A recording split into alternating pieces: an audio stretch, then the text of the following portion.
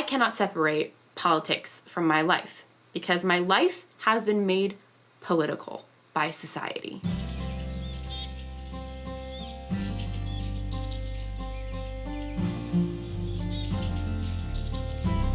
Hi friends, welcome back to Disabled in Nature, where we talk about all things that are disabled in nature, and sometimes you might even go outside. Today we're going to be getting a little bit political because I want to discuss Instagram's new political content filter and how it just turns on automatically without telling you, and why I think that's bad. So about a month ago, I saw in the news that Instagram was planning on coming out with a new political content filter that would limit the amount of political content that you would see on your suggested feed. Now, I saw this in the news and I was like, that's probably a bad idea. And then I tucked it into the back of my head, filed it away. And then today I was going through my stories on Instagram. Y'all know I love Instagram. And I saw someone post that political content had been automatically filtered on their page. I was like, nah, that can't be true. So I went into my settings under content preferences and looked down, and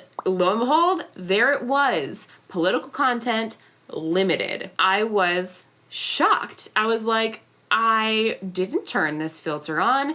I did not know that this filter was on. I don't know how long it has been on. I think it's pretty recent. But so I went in and I selected don't limit. I think that this is a bad move for a lot of reasons, but I want to tell you why I think that from a disability perspective. Living with a disability and living in a disabled body is inherently political. I do not have access to an equitable society, to public services, public goods, employment, without certain civil rights laws that protect my rights to these things. If you live with a disability, you really can't live an equitable and equal life in society without these protections. So your existence is inherently politicized. And this goes for a lot of marginalized groups: women, LGBTQ plus people, people of color, disabled people. When you live in a marginalized body or with a marginalized identity, your existence and your access to things in life are political. I know that social media gets a really bad reputation, and I will also admit that there are a lot of dark sides to social media. There are a lot of horrible things that have come about because of social media. But I also think that social media is an agent of great change. I wouldn't be the person that I am today without social media. It has allowed me to learn so much about other kinds of people that live differently from me, people with other kinds of disabilities, people with other kinds of identities that aren't related to disability. People take to the internet to share their experiences and share their stories of living in inherently politicized bodies and with inherently politicized identities. And to limit that kind of content without telling people is to involuntarily limit their potential for expanding their worldview. I know that there are a lot of people who don't like to talk about politics, who don't want to see that on their social media feed, who can separate politics from their life. First of all, I think if you don't want a consistent onslaught of political messaging on your social media feed, I think that's completely up to you. It is your feed. No one can tell you what and what not to do with it. And that's kind of my point in political content being automatically limited being wrong.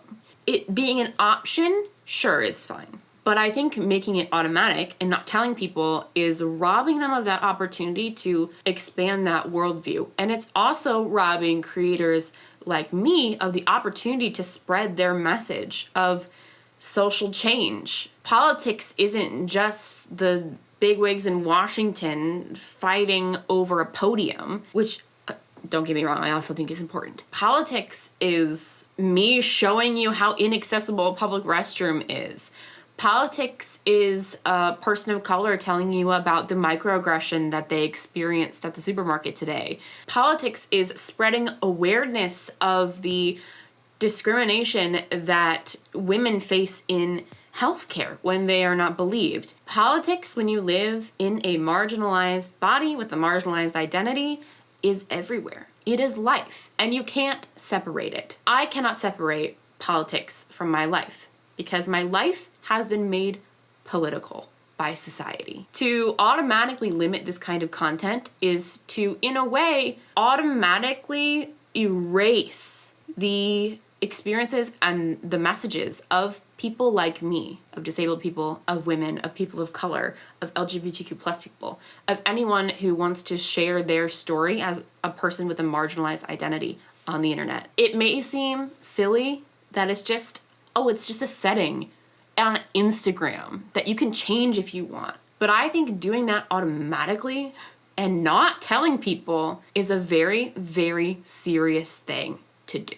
It's a very serious kind of censorship, honestly. It's involuntary censorship through ignorance. The message on the filtering page says that this will limit content in regards to government, elections, and social issues that relate to groups of people or society as a whole. That's like all the kind of content that social media is good for. Like that's all the good things that come out of social media. I understand in America it's an election year, and boy, howdy, is it gonna hit the fan. And I understand not wanting to see that or wanting to be able to take a break from that. But to automatically hide that kind of content from your users, it seems highly disingenuous, especially when you didn't tell us that you put the filter on. I don't know what else I have to say about that. Just that I think that being political has also gotten a bad reputation. And I think in a way, it's a way to not talk about the uncomfortable things. Some of the kinds of things that I talk about here, inequalities that disabled people face. I do think that not wanting to get political is a way of just not wanting to talk about the uncomfortable things that are realities in our society. It really is a privilege to not talk about politics, to not get political, and not have that greatly impact your life. And if that's you, I am so happy for you. That's not sarcastic. I am genuinely happy for you because you don't experience your life being debated in a public way, and you don't experience the fear that comes from potentially having your rights taken away because the only thing giving you those rights is a law that wasn't passed until 1990. And if I just said that and you're like, oh, well, I do fear those things, then hey, babe, might be time to get political. I don't think that we should fear being political. I think that being political has brought a lot of good things into my life. It's brought a lot of development of my worldview, and it's brought a lot of good people into my life. I think it's important to talk about the uncomfortable things, especially when people are facing inequalities in our society. Yeah, so if you use Instagram, you might want to pop on into your settings and see if they have limited your political content, and if you want to continue seeing it, just turn that little filter off. All right, I think that's it for this little rant today, friends. Go follow me over on Instagram where we get political all of the time. Don't forget to get outside. It just snowed 6 inches where I am, so go outside for me. And I will see you in the next one. Bye-bye.